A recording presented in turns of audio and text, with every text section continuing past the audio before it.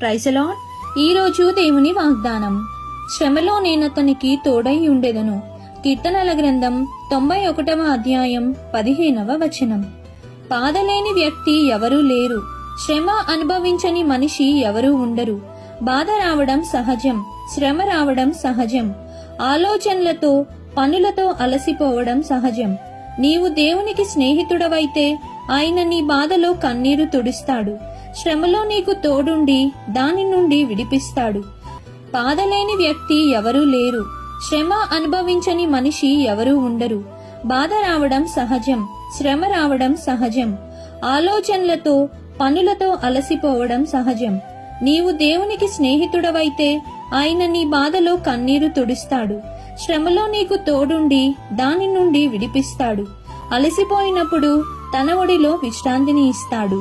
కాబట్టి ఈ దిన వాగ్దానం మీ అందరి జీవితంలో నెరవేరాలని కోరుకుంటూ దేవుని సువార్తా పరిచర్యలో మీ సహోదరి. ఆమేన్. God bless you.